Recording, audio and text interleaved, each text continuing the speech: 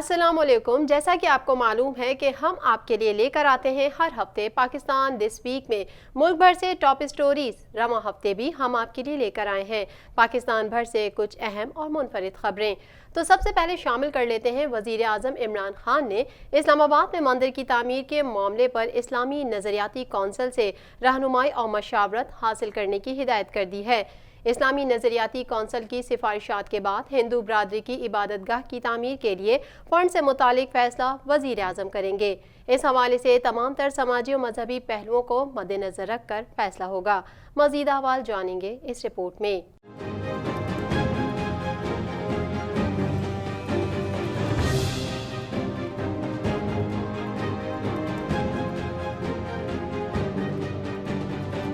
इस्लामी नज़रियाती council की सिफारिशात के बाद हिंदू बरादरी की इबादतगाह की तामीर के लिए फ़ंड से मुतालिक फ़ैसला वज़ीर आज़म करेंगे। इस हवाले से तमाम तर समाजी और मजहबी पहलुओं को मद्देनजर रखकर फैसला होगा। वज़ीर आज़म इमरान खान से वज़ीर मजहबी उमूर पीर नूरुल हक कादरी ने मुलाकात की और इस्लामाबाद में मंदिर की तामीर के मामले पर तबादला ख्याल किया। ज़राए के मुताबिक वज़ीर मजहबी उमूर ने मंदिर की तामीर के मामले की हसासियत और मजहबी और सियासी हलकों की जानिब से आने वाले रद्द-ए-अमल से वज़ीर आज़म को आगाह किया। वज़ीर मजहबी उमूर ने बताया कि हिंदू एमएनईस ने 2017 में इबादतगाह की तामीर के लिए ह्यूमन राइट्स कमीशन में दरख्वास्त दी थी। वज़ारत इंसानी हुकूक की दरख्वास्त पर CDA ने 2017 में ही मंदिर के लिए जगह अलॉट की। अक़लियती अरकान पार्लियामेंट ने वज़ारत मजहबी उमूर को भी मंदिर की तामीर के लिए फंड्स की दरख्वास्त की थी। मंदिर की तामीर के फैसले के बाद बात करेंगे पाकिस्तान के जज्बा खैर सगाली और मुस्बत कदम की। पाकिस्तान ने कुलभूषण यादव को दूसरी कौंसलर रसाई देने का ऐलान कर दिया। इंसानी हमदर्दी की बुनियाद पर वालिद को मुलाकात की पेशकश कर दी। एडिशनल अटॉर्नी जनरल ने कहा, पाकिस्तानी कानून फैसले का असर-ए-नौ जायजा लेने की इजाज़त देता है, लेकिन कुलभूषण ने नजरसानी की अपील दायर करने से इनकार किया। आइए इस हवाले से दिखाते हैं आपको ये रिपोर्ट।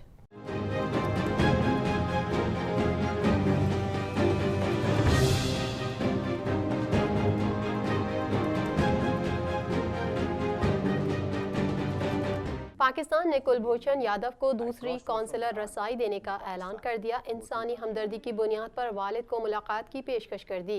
एडिशनल अटॉर्नी जनरल ने कहा, पाकिस्तानी कानून फैसले का असर-ए-नौ जायजा लेने की इजाज़त देता है, लेकिन कुलभूषण ने नजरसानी की अपील दायर करने से इनकार किया। Additional attorney general Ahmed Irfan और DG जनूबी एशिया ने इस्लामाबाद में प्रेस कॉन्फ्रेंस करते हुए कहा कि कुलभूषण पाकिस्तान में तखरीबकारी की कार्रवाइयों में मुलविस रहा। पाकिस्तान ने आलमी अदालत के फैसले के बाद इक़दामात उठाए। पाकिस्तान का कानून फैसले का असर-ए-नौ जायजा लेने की इजाज़त देता है, मगर भारतीय जासूस कुलभूषण यादव ने अपने असर-ए-नौ फैसले के जायजे लेने के हक को रद्द किया। पाकिस्तान अपनी आलमी जिम्मेदारियों से बखूबी आगाह और पाकिस्तान ICJ के फैसले पर अमल दरामद के लिए तैयार है।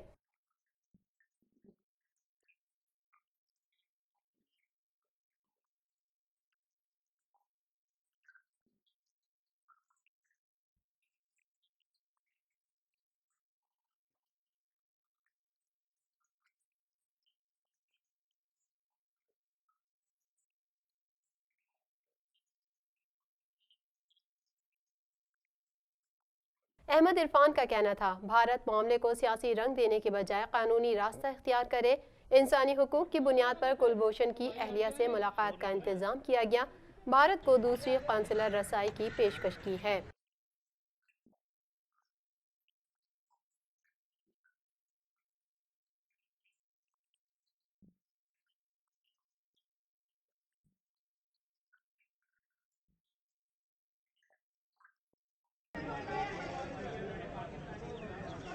दूसरी तरफ पाकिस्तान ने गिलगित बल्तिस्तान के इंतखाबात से मुतालिक भारतीय बयानात और झूठी दलीलों को मुस्तरद कर दिया। तर्जुमान दफ्तर खारजा आयशा फारूकी ने अपने बयान में कहा कि भारतीय हुकूमत के पास गिलगित बल्तिस्तान इलेक्शन पर बयान देने का कोई जवाज़ नहीं, लिहाजा पाकिस्तान नई दिल्ली के बयानात मुकम्मल तौर पर रद्द करता है। दफ्तर खारजा का क्या कहना है, आइए आपको सुनवाते हैं।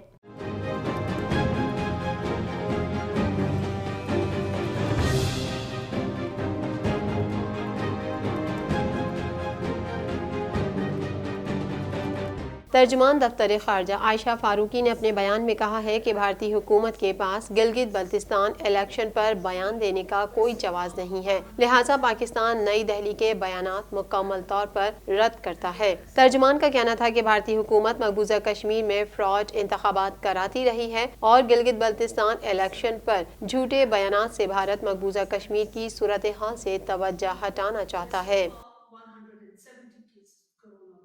लोड शेडिंग के सताए आवाम पर बिजली बम भी गिरना बाकी रह गया था। हुकूमत ने बिजली पर तमाम जनरल सब्सिडीज वापस लेने, 14% तक महंगी करने और 5 कैटेगरीज के रियायती नर्ख महदूद करने का फैसला किया है, जो IMF के रुके हुए प्रोग्राम की बहाली के लिए इंतहाई अहम है। वज़ीर आज़म इमरान खान सब्सिडीज के हवाले से मैकेनिज्म हतमी करने की पहले ही हिदायत कर चुके हैं, ताहम हुकूमत को नेपरा एक्ट में तरमीम किए बगैर इस ज़मन में कानूनी रुकावटों का सामना करना पड़ सकता है। इस हवाले से मज़ीद जानेंगे।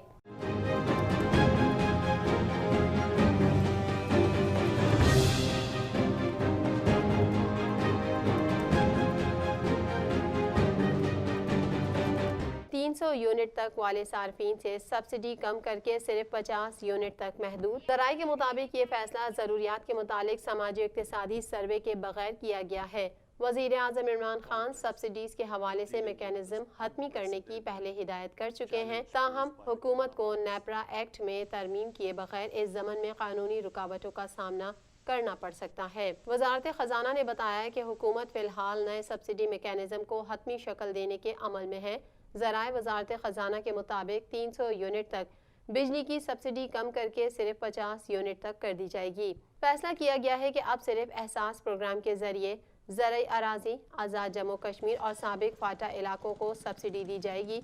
इस ज़मन में वफाकी काबीना की मंजूरी और कानून साजी दरकार होगी, जो अभी तक नहीं की गई। बिजली की कीमतों के मैकेनिज्म में एक और बड़ी तब्दीली ज़ेर गौर है कि तमाम सार्फिन के लिए 20 टैरिफ की तरह कम से कम तयशुदा टैरिफ से हटकर 10 बिजली तकसीम कंपनियों के औसत टैरिफ पर जाएं। इससे दूसरे तीनों सूबों में चोरी और नुकसानात में इजाफे से पंजाब में मुकीम सार्फिन पर बोझ में नुमाया इजाफा होगा। 2020-21 की बजट दस्तावेजात के मुताबिक वज़ारत ख़जाना ने बिजली सब्सिडी वाला निज़ाम दोबारा अपने ज़ेरे इंतज़ाम कर लिया है। इन दस्तावेजात से पता चलता है कि हुकूमत ने ग्रांट नंबर 46 के तहत बिजली की सब्सिडी के लिए रकम मुख्तस नहीं की, जो तवानाई डिवीज़न के ज़ेरे इंतज़ाम है।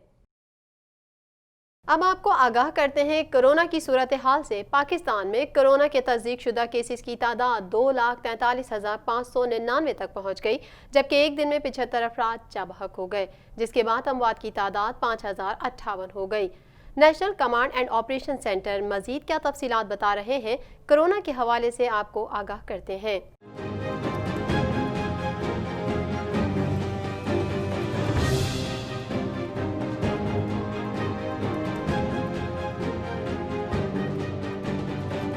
National command and operation centre के ताज़ा तरीन आदादोशुमार के मुताबिक गुज़िश्ता 24 घंटों के दौरान 2,751 नए केसेस रिपोर्ट हुए। पंजाब में 85,261, सिंध में 1,09,000, खैबर पख्तूनख्वा में 29,406, बलोचिस्तान में 11,099, गिलगित बल्तिस्तान में 1,619, इस्लामाबाद में 13,829, जबकि आज़ाद कश्मीर में 1,485 केसेस रिपोर्ट हुए। मुल्क भर में अब तक 15,14,858 अफराद के टेस्ट किए गए। गुज़िश्ता 24 घंटों के दौरान 23,255 नए टेस्ट किए गए। अब तक 1,49,092 मरीज सेहतयाब हो चुके हैं, जबकि 2,375 मरीजों की हालत तशवीशनाक है। पाकिस्तान में कोरोना से एक दिन में 75 अफराद जाबहक हो गए, जिसके बाद वायरस से मरने वालों की तादाद 5,058 हो गई। पंजाब में 1,972, सिंध में 1,677, खैबर पख्तूनख्वा में 1,063, इस्लामाबाद में 146, बलोचिस्तान में 125, गिलगित बल्तिस्तान में 34 और आज़ाद कश्मीर में 41 मरीज जान से हाथ धो बैठे। नाजायज़ फ़ायदा उठाने वाले सरकारी मुलाजमीन हो जाएं होशियार। FIA ने बेनज़ीर इनकम सपोर्ट प्रोग्राम से फ़ायदा उठाने वाले सरकारी मुलाजमीन से मुतालिक तहकीकात मुकम्मल कर ली। 24 सरकारी मुलाजमीन के खिलाफ मुकदमा दर्ज कर दिए गए। मुलाजमीन ने धोखे से बेनज़ीर इनकम सपोर्ट प्रोग्राम की रकम वसूल की और ख़ुद को सरकारी मुलाजमीन ज़ाहिर नहीं किया। मुस्तफीद होने वाले ज़्यादा अफराद का ताल्लुक शोरिश ज़दा इलाकों से है। इस हवाले से मुलाहिज़ा कीजिए ये रिपोर्ट।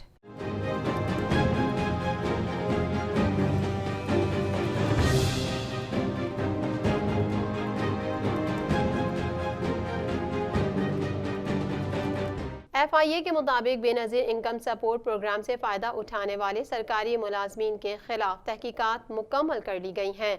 मुलाजमीन ने धोखे से बेनज़ीर इनकम सपोर्ट प्रोग्राम की रकूम वसूल की और ख़ुद को सरकारी मुलाजमीन ज़ाहिर नहीं किया। मुस्तफ़ीद होने वाले ज़्यादा अफराद का ताल्लुक शोरिश ज़दा इलाकों से है। FIA के मुताबिक 300 से ज़ायद अफराद के खिलाफ तहकीकात जारी हैं। रकम वसूल करने वाले दीगर सरकारी मुलाजमीन के खिलाफ भी तहकीकात जारी हैं। फ़ायदा उठाने वाले सरकारी मुलाजमीन से अब तक 1 करोड़ 42 लाख रुपए की रकम भी वसूल की जा चुकी है। वज़ारत तालीम का तालीमी इदारों को खोलने के हवाले से बड़ा फैसला सामने आ गया। वफाकी वज़ीर तालीम शफ़क़त महमूद ने मुल्क भर में 15 सितंबर से तालीमी इदारे खोलने का ऐलान करते हुए SOPs तैयार करने की हिदायत कर दी और कहा सेहत के मामला ठीक ना हुए तो तालीमी इदारे नहीं खोलेंगे। वफाकी वज़ीर तालीम का कहना था कि 15 सितंबर से पहले मज़ीद मशावरत करेंगे। मज़ीद क्या कह रहे हैं आइए जानते हैं इस रिपोर्ट में।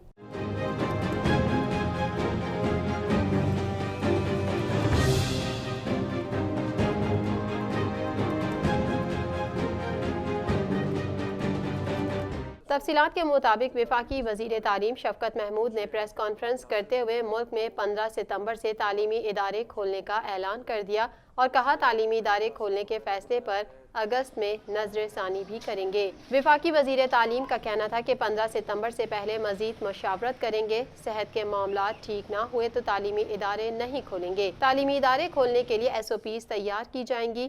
SOPs से मुतालिक मुख्तलिफ तजावीज़ आ रही हैं। शफ़क़त महमूद ने कहा कि सूबों से तालीमी इदारे खोलने से मुतालिक SOPs मांगी हैं। सूबों से कहा है कि अपनी तजावीज़ लिख कर भेज दें। इंतज़ामी इदारे असातिज़ा को बुलाकर SOPs पर प्रैक्टिस करें। वैसे भी बहुत सारे तालीमी इदारे जो हैं वो सितंबर में खुलते हैं, तो ये जो SOPs हैं हमने सूबों से रिक्वेस्ट की है कि आप अपने अपने जो SOPs हैं वो हमें लिख के भेज दें और उससे हम कोई वफाकी सतह पर जो तरीक़ाकार हैं कि किस तरीके से खुलेंगे वो हम साथ साथ एलेबरेट कर देंगे। उनका कहना था कि PhD के तलबा लेबॉर्ट्रीज़ में काम करना चाहते हैं तो SOPs के मुताबिक इजाज़त दी जा सकती है। जहां इंटरनेट सहूलत नहीं थी वहां ऑनलाइन तालीम में तलबा को दुश्वारी हुई। यूनिवर्सिटीज़ अगस्त में जहां इंटरनेट सहूलत नहीं थी उन इलाकों के तलबा को बुला सकती हैं और हॉस्टल्स में 30% तक तलबा को रख सकते हैं। SOPs बना के उसके अमल दरामद करा के उन बच्चों के लिए ये है जिनको इंटरनेट की फैसिलिटी अवेलेबल नहीं है, जिनकी तालीम का बहुत नुकसान हो रहा है, और इसके बारे में हमें बहुत तहरीक की गई यूनिवर्सिटीज़ की तरफ से, सब की तरफ से। वफाकी वज़ीर तालीम ने मज़ीद कहा कि कोरोना की सूरत हाल में तालीम का बड़ा नुकसान हुआ। मदारिस को भी SOPs के तहत इम्तहानात लेने की इजाज़त होगी। इम्तहानात लेने के दौरान 6 फीट का फासला होगा। मास्क पहनना लाजमी होगा। जहाँ मुमकिन हो टेंट लगाकर इम्तहानात लिए जा सकते हैं। शफ़क़त महमूद ने वाज़ेह किया जो इदारा SOPs पर अमल नहीं करेगा तो उसे इम्तहान लेने की इजाज़त नहीं होगी। और अगर कहीं SOPs पे अमल ना हुआ तो प्रोविंशियल गवर्नमेंट जो है उस अदारे को या उस स्कूल को या जो भी है उसको बंद कर देंगे। मज़ीद खबरों को भी पाकिस्तान दिस वीक में शामिल करेंगे। यहाँ लेते हैं छोटा सा ब्रेक।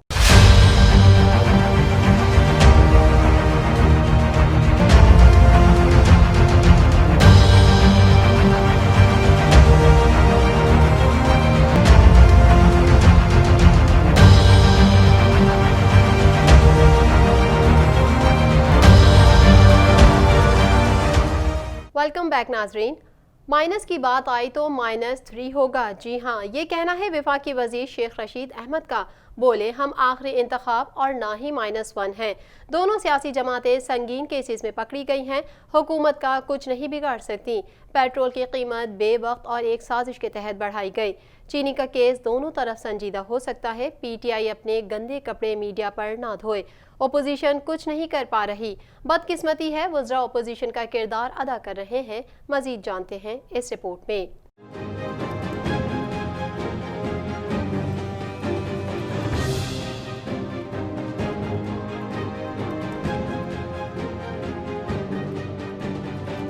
वफाकी वजीर रेलवे शेख रशीद अहमद ने न्यूज़ कॉन्फ्रेंस करते हुए कहा कि पेट्रोल की कीमत बेवक्त और एक साजिश के तहत बढ़ाई गई। चीनी का केस दोनों तरफ संजीदा हो सकता है। PTI अपने गंदे कपड़े मीडिया पर ना धोए। ओपोजिशन कुछ नहीं कर पा रही, बदकिस्मती है वज़रा ओपोजिशन का किरदार अदा कर रहे हैं। शेख रशीद का कहना था कि चौधरी बरादरान कहीं नहीं जा रहे, उन्होंने वोट दिया है। उन्होंने कहा शेखुपुरा हादसा कोस्टर ड्राइवर की गफलत से पेश आया। फाटक बंद था, ड्राइवर ने साइड से बस गुजारने की कोशिश की। रवां साल रेलवे की तरक्की का साल है। वफाकी वजीर रेलवे ने मजीद कहा, लोग कहते हैं रेलवे 10 साल पीछे चली गई। ML1 इनकलाबी मंसूबा है, 1.5 लाख लोगों को रोजगार मिलेगा। चीन ने रेलवे की तरक्की में हमारे साथ बहुत ताउन किया। रेलवे किरायों में इजाफे की तजवीज मुस्तरद कर दी। रेलवे के किरायों में कोई इजाफा नहीं होगा। रेलवे केसेस NAB के हवाले करने जा रहे हैं।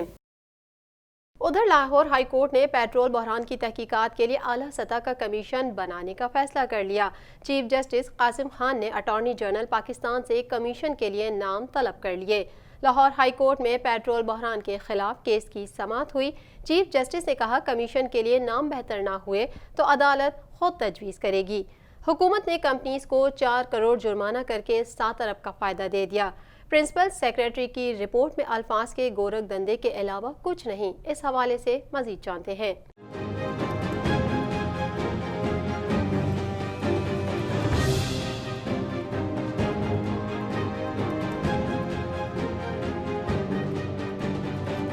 लाहौर हाई कोर्ट में पेट्रोल बहरान के खिलाफ केस की समाअत हुई। चीफ जस्टिस ने कहा कि कमीशन के लिए नाम बेहतर ना हुए तो अदालत खुद तजवीज़ करेगी। हुकूमत ने कंपनीज को 4 करोड़ जुर्माना करके 7 अरब का फ़ायदा दे दिया। प्रिंसिपल सेक्रेटरी की रिपोर्ट में अल्फाज के गोरख धंधे के अलावा कुछ नहीं। अटॉर्नी जनरल ने कहा कि हमने कुछ नहीं छुपाना, जो जिम्मेदार होगा उसके खिलाफ कार्रवाई होगी। चीफ जस्टिस कासिम खान ने कहा, पेट्रोल बहरान की तहकीकात के लिए कमीशन में किसको शामिल करना है। अगर किसी सरकारी ऑफिसर ने रिकॉर्ड छुपाने की कोशिश की तो सख्त कार्रवाई होगी। अब बात करेंगे मेगा मनी लॉन्ड्रिंग केस के हवाले से। एहतसाब अदालत ने मेगा मनी लॉन्ड्रिंग रेफरेंस में आसिफ अली जरदारी, फरियाल तालपुर समेत दीगर मुल्जिमान पर फर्द जुर्म की कार्रवाई 24 जुलाई तक मौखर कर दी।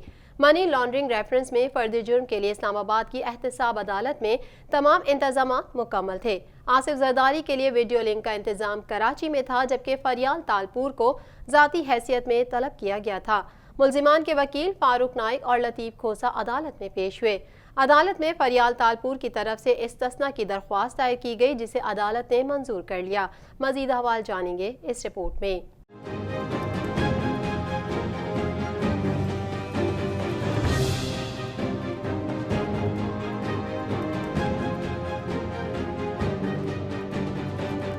मनी लॉन्ड्रिंग रेफरेंस में फर्द जुर्म के लिए इस्लामाबाद की एहतसाब अदालत में तमाम इंतजामात मुकम्मल थे। आसिफ जरदारी के लिए वीडियो लिंक का इंतजाम कराची में था, जबकि फरियाल तालपुर को ज़ाती हैसियत में तलब किया गया था। मुल्जिमान के वकील फारूक एच नाइक और लतीफ़ खोसा अदालत में पेश हुए। अदालत में फरियाल तालपुर की तरफ से इस्तिस्ना की दरख्वास्त दायर की गई, जिसे अदालत ने मंजूर कर लिया। जज आजम खान ने अपने रिमार्क्स में कहा, एक मुल्जिम की प्ली बार्गेन मुकम्मल होने से पहले फर्द जुर्म आयद नहीं हो सकती। नैब ने एक मुल्जिम की प्ली बार्गेन की रिपोर्ट अदालत में जमा करवानी थी। अदालत ने हुक्म दिया कि नैब आइंदा समाअत से 2-3 दिन पहले प्ली बार्गेन रिपोर्ट पेश करे। रेफरेंस की इब्तिदाई तफ्तीश FIA ने कराची में की, जिसके बाद सुप्रीम कोर्ट के अहकामात पर केस नैब रावलपिंडी को मुंतकिल हुआ। अब तक UAE के नासिर लोथा और ओमनी ग्रुप के असलम मसूद समेत केस के 5 अहम मुल्जिमान वादा माफ गवाह बन चुके हैं। नैब के मुताबिक हुसैन लवाई के निजी बैंक में A1 इंटरनेशनल नामी जाली अकाउंट खोलकर मनी लॉन्ड्रिंग का आगाज किया गया। जरदारी ग्रुप ऑफ कंपनीज के अकाउंट्स में आने वाली रकूम फरियाल तालपुर ने निकलवाई। अब्दुल गनी मजीद ने उन्हीं अकाउंट्स के जरिए रकूम बैरून मुल्क मुंतकिल की। कौमी एहतसाब ब्यूरो के मुताबिक हुसैन लवाई के जिस बैंक को मनी लॉन्ड्रिंग के लिए इस्तेमाल किया गया, वो आसिफ जरदारी की फ्रंट कंपनी के प्लॉट पर ही बनाया गया। केस में फर्द जुर्म एहतसाब अदालत के जज आजम खान को आयद करना थी। तोशाखाना रेफरेंस में साबिक वज़ीर आज़म नवाज शरीफ की तलबी का इश्तिहार जारी कर दिया गया, जिसे अवामी मकामात पर चिस्पा कर दिया गया। एहतसाब अदालत की जानिब से जारी इश्तिहार में कहा गया है कि नवाज शरीफ जानबूझकर अदालती कार्रवाई से मफरूर हैं। साबिक वज़ीर आज़म को इश्तिहारी करार देने की कार्रवाई शुरू कर दी। नवाज शरीफ को पेश होकर तोशाखाना रेफरेंस का जवाब देने के लिए 17 अगस्त तक आखिरी मौका है। अदालत ने मजीद क्या रिमार्क्स दिए, आइए आपको बताते हैं।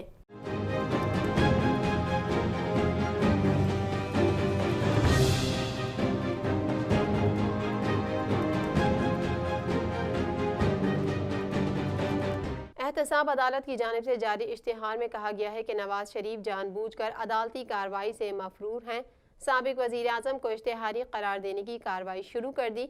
नवाज शरीफ को पेश होकर तोशाखाना रेफरेंस का जवाब देने के लिए 17 अगस्त तक आखिरी मौका है। साबिक सदर आसिफ अली जरदारी के 50,000 मचलकों के साथ काबिल ज़मानत वारंट गिरफ्तारी नैब को अरसाल कर दिए गए, जिसमें कहा गया कि अगर आसिफ जरदारी जामिन के साथ पेश ना हुए तो गिरफ्तार करके पेश किया जाएगा। हर गुजरते दिन के साथ साथ हिज़्ब इख्तिलाफ भी अब तो सरगर्म दिखाई दे रही है। लीगी रहनुमाओं ने कहा है कि हुकूमत की सरपरस्ती में माफियाज पल रहे हैं, मुश्किल वक्त में आवाम के साथ खड़े हैं। हुकूमत की नाअहली और करप्शन बेनकाब करते रहेंगे। नाअहल हुकूमत की वजह से मुल्क पीछे चला गया। लीगी रहनुमाओं का मजीद क्या कहना है, आइए जानते हैं।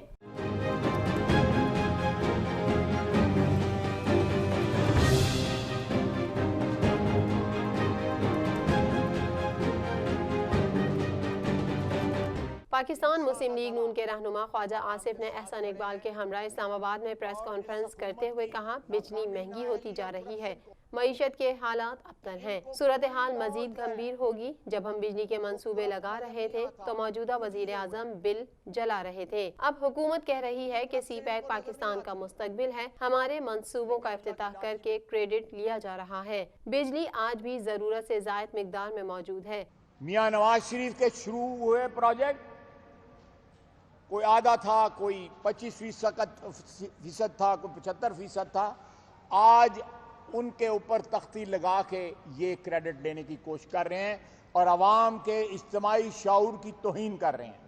ख्वाजा आसिफ का कहना था कि हुकूमत ने एक भी वादा वफा नहीं किया। हुकूमत माफियाज की सरपरस्ती कर रही है। 70 साल तारीख में इतने बिजली के मंसूबे नहीं लगे जितने नून लीग ने लगाए। धरनों से हमारा 1.5 साल जाया कराया गया।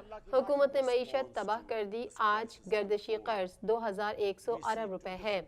70 साल तारीख में इतने बिजली के प्रोजेक्ट नहीं लगे थे जितने मियां नवाज शरीफ की हुकूमत ने, पाकिस्तान मुस्लिम लीग नून की हुकूमत ने 5 साल में लगाए।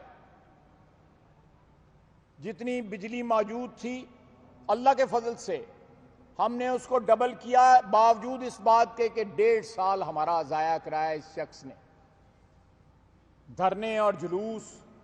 एहसान इकबाल ने कहा, विजन 2025 के जरिए वाटर, एनर्जी, फूड सिक्योरिटी के विजन को इकट्ठा किया। इस हुकूमत ने मंसूबे को तबाह कर दिया। नून लीग ने मईशत को तरक्की पर गामजन किया। हुकूमत ने हमारे मंसूबों को खाक में मिला दिया। नाअहल हुकूमत की वजह से मुल्क पीछे की तरफ जा रहा है। सी पैक का पहला मरहला इंफ्रास्ट्रक्चर का मंसूबा था। वजीर आजम मुस्लिम लीग नून के मंसूबों का फीता काट रहे हैं। मुल्क पर इनके झूठ की नहुसत है। ML1 मंसूबे की 2018 में फिजिबिलिटी रिपोर्ट मुकम्मल हो चुकी थी। सी पैक का पहला मरहला जो 2020 तक था वो इंफ्रास्ट्रक्चर का था और हमने अल्हम्दुलिल्लाह रोड, गवादर पोर्ट और एनर्जी इंफ्रास्ट्रक्चर के मंसूबे कामयाबी से मुकम्मल किए और शुरू किए। अभी जो कुछ मंसूबों की ये फीतियाँ काट रहे हैं वज़ीर आज़म हाउस में, ये भी अल्हम्दुलिल्लाह, चाहे वो कोहाला हाइडल प्रोजेक्ट है, चाहे वो आज़ाद पतन प्रोजेक्ट है, ये मुस्लिम लीग नून की दौर के मंजूर शुदा मंसूबे हैं जिन्हें 2 साल की ताख़ीर से अब शुरू किया जा रहा है। नून की दौर के मंजूर शुदा मंसूबे हैं। नाज़रीन, नजर डालते हैं अब तिजारती दुनिया पर। मुल्क में सोना तारीख की बुलंद तरीन सतह पर। सोनारों के लिए खर्चे पूरे करना मुश्किल हो गया। सराफा मार्केट में सोना महंगा होने से कारोबार में मंदी का रुझान बढ़ने लगा। सोनारों को खर्चे पूरे करने मुश्किल हो गए और कारीगरों को रोटी के लाले पड़ गए। सफेद पोश लोगों की दस्तरस में तो सोना खरीदना नामुमकिन हो गया। इस हवाले से लोगों की क्या आ रहा है, आइए जानते हैं। सूबे भर में आजकल शादियों का सीजन है। सोना फी तोला 1,09,000 रुपए से तजावुज कर गया है। तारीख की बुलंद तरीन सतह पर पहुँचने के बाद बच्चों की शादी ब्याह के लिए सोना खरीदना सफेद पोश लोगों के लिए बस में नहीं रहा। शहर के मुख्तलिफ इलाकों में सोने की तिजारत से हजारों अफराद वाबस्ता हैं। सुनारों का कहना है कि सोना महंगा होने से कारोबार पर मनफी असरात मुरतब हो रहे हैं। खरीदार बाजार में हैं ही नहीं और उन्हें अखराजात पूरे करना मुश्किल हो गया है। सोने की कीमत में इजाफे के बायस ज्यादा मुतासिर जेवरात बनाने वाले कारीगर हो रहे हैं। हमारा तो सोने कोरोना की वजह से ऐसे मामला हो गए हैं कि कस्टमर ना सेलिंग पे रहा ना बाइंग पे रहा और बहुत ज़्यादा असर पड़ गया कारोबार पे, क्योंकि यहाँ पे मामला ऐसे हैं कि एक तो शॉर्ट टाइम था, तो उसकी बात ये कि हर कस्टमर बेचारा इतना परेशान और दुकानदार बहुत परेशान, क्योंकि ना बाइंग है ना सेलिंग है। हमारी काम तो बिल्कुल हमारा बिल्कुल समझने ज़ीरो पे आ गया।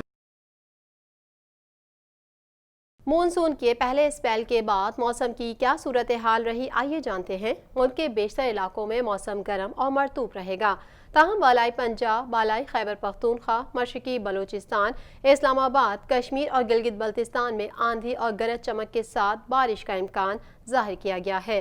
मजीद तफसीलात इस रिपोर्ट में। हवा का कम दबाव सिंध और बलोचिस्तान के साहिली इलाकों के करीब मौजूद है। कम शिद्दत की मानसून हवाएं मुल्क के बालाई और वस्ती इलाकों में दाखिल हो रही हैं और जो अगले चंद रोज तक मुसलसल दाखिल होती रहेंगी। महकमा मौसमियात के मुताबिक मुल्क में मानसून बारिशों का दूसरा स्पेल 15 जुलाई के बाद दाखिल होगा। ख्याल रहे कि गुज़िश्ता 2 रोज की बारिश के नतीजे में शहर कैद के मुख्तलिफ इलाकों में करंट लगने और दीगर हादसा के नतीजे में 8 इंसानी कीमती जानें जाया हो चुकी हैं।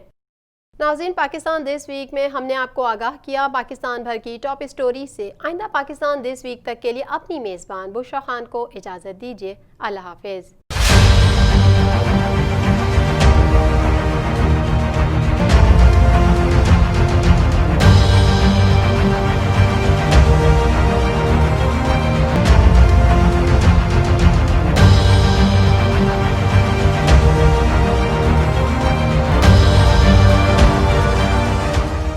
तो इसके लिए हमने सोचा कि क्यों ना इस वक्त के हिसाब से एक ऐसा प्लेटफॉर्म बनाया जाए जो पाकिस्तानी आर्ट कम्युनिटी को कनेक्ट करके एक जगह पे एक प्लेटफॉर्म पे लेके आए। तो हमने आरटीवी पाकिस्तान 2017 में स्टार्ट किया था और माशाल्लाह से अब तक 450 से ज़्यादा एचडी क्वालिटी की वीडियोस हम प्रोड्यूस कर चुके हैं और पाकिस्तान में जो है सबसे ज़्यादा आर्ट का कंटेंट वो हमारे पास आपको मिल सकता है जो हमारे आर्काइव में। तो आर्ट ये भी जो काम कर रहा है मेन उसका फोकस इस पे है कि हम पाकिस्तानी आर्ट को डॉक्यूमेंट कर रहे हैं। हम आज से आने वाले 20 साल के बाद, 30 साल के बाद जो नई जनरेशन होगी, 40 साल बाद, 50 साल बाद, वो इस पीरियड के आर्टिस्ट को देखना चाहेगी, सुनना चाहेगी और उनके बारे में जानना चाहेगी कि वो कैसे काम करते थे, कैसे बोलते थे। तो वो हमारी वीडियोस जो है वो बहुत ज़्यादा हेल्प करेगी। हम उस कोशिश में लगे हुए हैं। पाकिस्तानी आर्टिस्टों को हम सेलिब्रिटी बनाना चाहते हैं और है भी, लेकिन क्योंकि अगर एक जो हमारा जनरल मीडिया है जिसमें न्यूज़ के चैनल्स हैं या दूसरे चैनल्स हैं, वहाँ आर्ट पे इतना फोकस नहीं होता। अगर कभी आती भी है तो न्यूज़ में एक खबर आ जाती है और वो भी बहुत डिटेल में नहीं होती। तो हमारी वीडियोज़ जो है वो बहुत ज़्यादा फोकस्ड होती है, बहुत ज़्यादा तरीके से जो है उन पे फोकस करके उनको बनाया जाता है और आर्ट और आर्टिस्ट दोनों को प्रमोट किया जाता है। तो हम डॉक्यूमेंट कर रहे हैं पाकिस्तानी आर्ट को, आर्टिस्टों को, एग्जीबिशन को भी कवर करते हैं। तो आर्ट का कंटेंट बना रहे हैं, ट्यूटोरियल्स बना रहे हैं। इवन की एक बहुत अच्छी एक पॉजिटिव चीज़ आपको मैं बताऊं कि एक इंस्टीट्यूट है हमारे यहाँ, Karachi school of art, Karachi में काफ़ी पुराना इंस्टीट्यूट है और तो वहाँ के कोर्स में जो हमारी ज्योमेट्री के कुछ ट्यूटोरियल वीडियोस हमने बनाए थे, तो वो उन्होंने सिलेबस में शामिल किए थे कि आरटीवी के वो वीडियोस उस सिलेबस में शामिल किए गए, आप इनको देख के इनसे वो जो है वो हेल्प लेके और काम करेंगे। तो ये एक बड़ी अच्छी पॉजिटिव चीज़ थी। और दूसरा उसके साथ-साथ फिर जब ये पैंडेमिक आया तो फिर हमने सोचा कि इस वक़्त गैलरीज़ बंद हैं, आर्टिस्ट घरों में बैठे हुए हैं, तो कैसे उनको एंगेज किया जाए, प्लेटफ़ॉर्म पे लाया जाए और एक अपॉर्च्युनिटी दी जाए कि अपने आर्ट को इस वक़्त को ज़ाया ना करें बल्कि इस वक़्त को कीमती बनाएँ और इस वक़्त कुछ करें, कुछ आइडियाज़ पे काम करें। तो हमने एक पहली कोरोना के हवाले से एक ओपन कॉल दी थी जिसमें कोई 350 के करीब जो है वो आर्ट वर्क जो है हमारे पास सबमिशन हुई थी। उसमें हमने 62 आर्टिस्टों को सिलेक्ट किया था और उनकी एग्जीबिशन की थी, जो कि लोकली इंटरनेशनली काफ़ी अप्रिशिएट की गई। और ऑनलाइन हमने अब गैलरी बना ली है जिसमें हम 3 एग्जीबिशन कर चुके हैं। अब आर्टिस्ट जो है वो गैलरीज के बजाय उनके लिए एक ज़बरदस्त अपॉर्चुनिटी आ गई है कि वो 2 फ़ायदे होते हैं। एक तो ये है कि अपना काम जो है वो ज़्यादा लोगों को दिखा सकते हैं। पहले जब आर्ट गैलरी होती है तो आर्ट गैलरी में एक लिमिटेड ऑडियंस होती है, 50 लोग, 100 लोग आ जाते हैं, 150 लोग आ जाएंगे, जो कि इतने नहीं आते। तो यहाँ से जो है हजारों की तादाद में जो है वो कंटिन्यूअस जो है उनका आर्ट प्रमोट हो रहा होता है। एक तो प्लेटफॉर्म मिल जाता है उनको, दूसरा ये है कि वो अपॉर्चुनिटी जो गैलरीज में जाके नहीं कर पा रहे थे वो यहाँ से उनके लिए आसान हो गई है। तो हमने ये ऑनगोइंग सिलसिला शुरू कर दिया जिससे बहुत ज़्यादा आर्टिस्ट हैप्पी है और उनको एक प्लेटफॉर्म ऐसा मिल गया कि जहाँ से वो अपना काम डिस्प्ले भी कर रहे हैं और सेल भी कर रहे हैं। तो ये एक अपॉर्चुनिटी आर्ट टीवी ने दी है जिसमें हम 3 एग्जीबिशंस कर सकते हैं। अभी लास्ट हमारी जो एग्जीबिशन हुई वो एग्जीबिशंस हमने की, उसमें एक जो है वो कैलीग्राफी के ऊपर एग्जीबिशन थी, हमने ओपन कॉल दी थी खत्ताती के ऊपर। खत्ताती में उसमें जो हमारे क्यूरेटर थे और जो आर्ट को जज कर रहे थे वो थे शफीक उज़्ज़मा साहब, जो मस्जिद नबवी में कातिब होते हैं। मस्जिद नबवी में जितना भी काम है उन्हीं के हाथ का होता है और एक बहुत बड़ा नाम है पूरी दुनिया का वो। तो शफीक उज़्ज़मा साहब वहाँ से मदीना मुनव्वरा से हमारे साथ कनेक्टेड थे और उन्होंने आर्ट सेलेक्ट किए थे। सिलेक्शन के बाद वो डिस्प्ले हुए, बहुत अच्छा काम सामने आया। उसके बाद फिर हमने एक डिजिटल आर्ट पे एग्जीबिशन की। उस डिजिटल आर्ट की एग्जीबिशन में हमने जो लोग कैनवस पे हाथ से पेंट करते हैं वो तो है, लेकिन वही बात कि हमने एक दूसरी फॉर्म फिर इस पे उन आर्टिस्टों को लेके आए जो कंप्यूटर से काम करते हैं, यानी सीजी वर्क करते हैं, कंप्यूटर जनरेटेड एनिमेशन थी उसमें और डिजिटल आर्ट था। उसकी एग्जीबिशन थी, तो बहुत सक्सेसफुल हमारा शो रहा है लास्ट।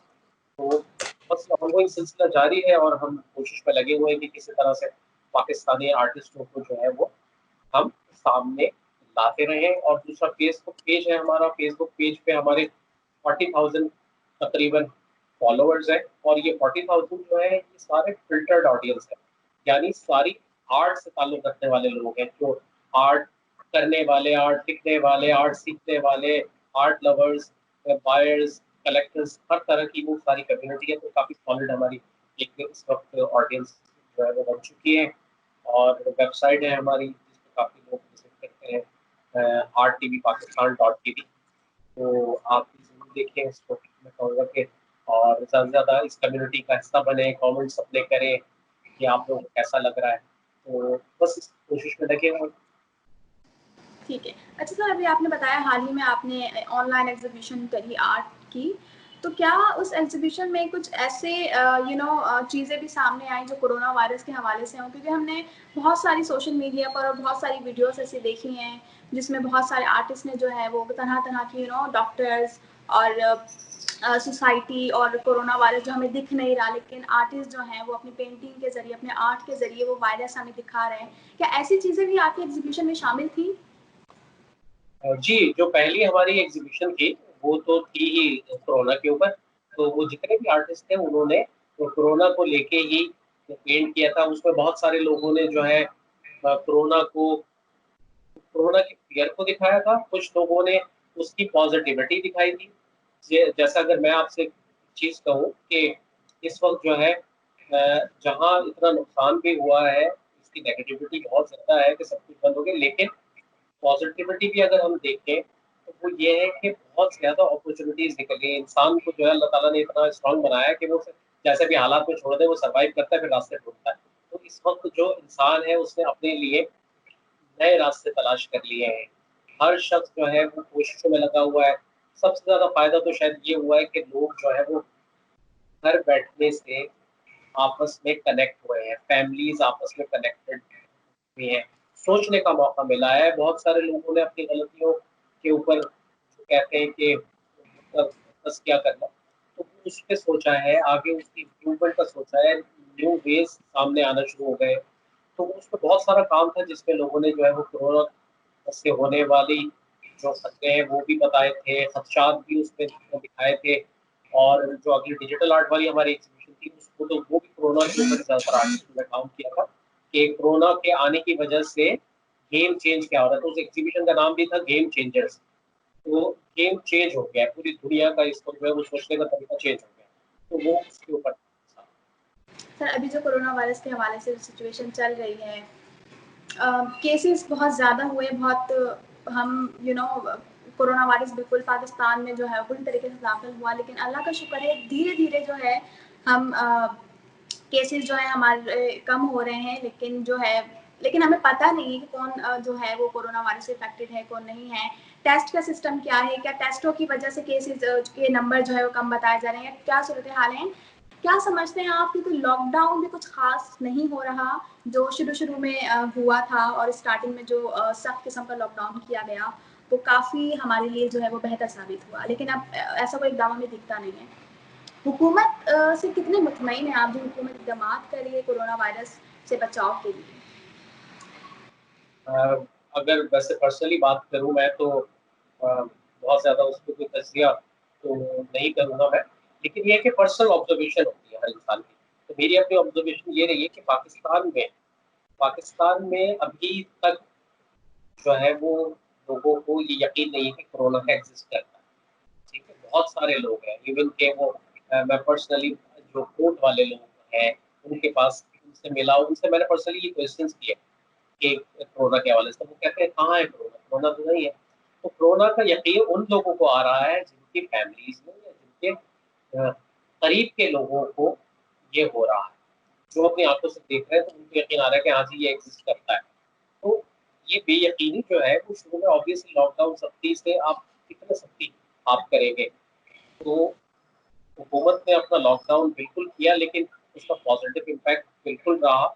और अगर मुझसे आप पूछें तो 100% अगर बिल्कुल बंद करके कर्फ्यू की सिचुएशन करते हैं तो वाकई गवर्नमेंट की तरफ से हमारे यहाँ वैसे तो सपोर्ट है नहीं कि घर बैठ के उनको खाना मिलेगा, तो भूखे मर जाएंगे लोग। तो उस हिसाब से अगर देखा जाए तो लॉकडाउन जो है वो अच्छी चीज़ है, लेकिन लोगों में अवेयरनेस नहीं है क्योंकि ज़्यादातर जो पॉपुलेशन है वो अनएजुकेटेड जो इस तरह के लोग होते हैं वो उन चीज़ों को मानते नहीं है, एहतियात नहीं करते, सोशल डिस्टेंसिंग नहीं करते, तो उसका नेगेटिव इम्पैक्ट भी हो रहा है। लेकिन फिर भी पूरी दुनिया के मुकाबले में देखा जाए तो पाकिस्तान में फिर भी वैसी कोई सिचुएशन नहीं है। ठीक है सर, जाने से पहले क्या मैसेजेज हमारी आवाम को देना चाहेंगे आर्ट के हवाले से, मौजूदा सूरत हाल के हवाले से क्या मैसेज देना चाहेंगे आप? आर्ट के हवाले से मैं ये मैसेज देना चाहूँगा कि आर्ट जो है वो आर्ट आपके अंदर होता है। आर्टिस्ट कोई बना नहीं सकता किसी को, आर्टिस्ट अंदर मौजूद होता है। और एक छोटी सी मिसाल अगर टाइम हो तो मैं दे दूँ कि एक आर्टिस्ट माइकल एंजेलो, बहुत मशहूर पेंटर स्कल्पटर, वो कार्विंग भी करता था और मार्बल में कार्विंग करता था, यानी बड़े बड़े स्टोन्स को कार्व करके वो मुजस्मे बनाता था। तो वो ये कहता था कि जो ये मुजस्मा मैं बनाता हूँ मेरा कमाल नहीं है, मैं नहीं तराशता, मुजस्मा पहले से मौजूद होता है, मैं सिर्फ फालतू पत्थर हटा देता हूँ। ठीक है, तो ऐसा ही बिल्कुल आपके अपने अंदर जो टैलेंट है वो आपके अंदर होता है या नहीं होता, आप आर्टिस्ट होते हैं या नहीं होते, आप सिंगर होते हैं या नहीं होते, म्यूजिशियन होते हैं या नहीं होते, शायर होते हैं या नहीं होते। फिर जब आप इस्लाह लेते हैं तो आपका जो उस्ताद होता है, टीचर होता है, वो आपके जो करेक्शंस होती हैं, आपको जो सिखाता है वो आपके फालतू पत्थर हटा रहा होता है, तो शेप आपके अंदर मौजूद होता है, आप उसको इम्प्रूव करते हैं और उसको निखारते हैं।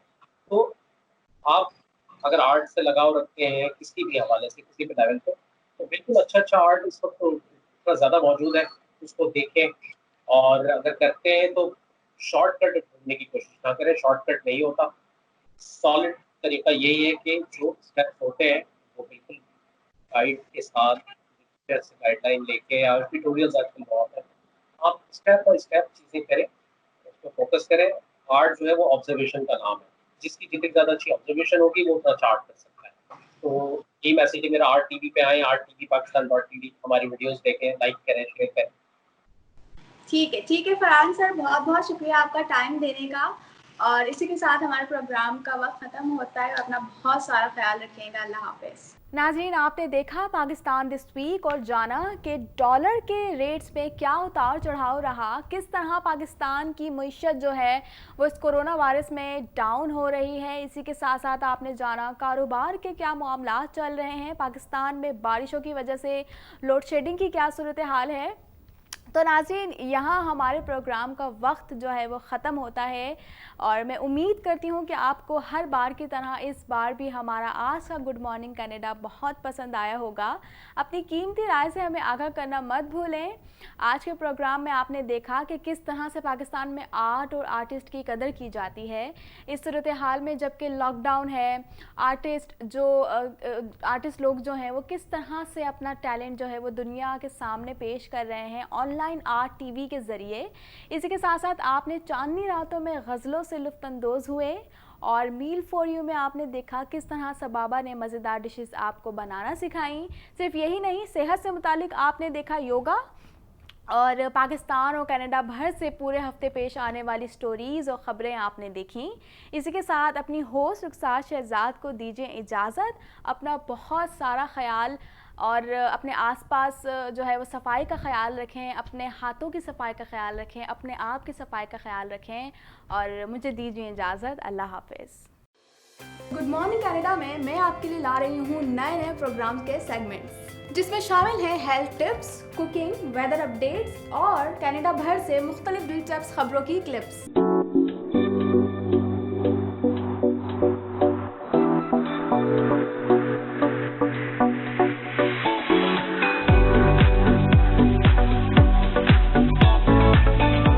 तो देखना ना भूलिए गुड मॉर्निंग कनाडा हर हफ्ते सिर्फ प्राइम टीवी पर।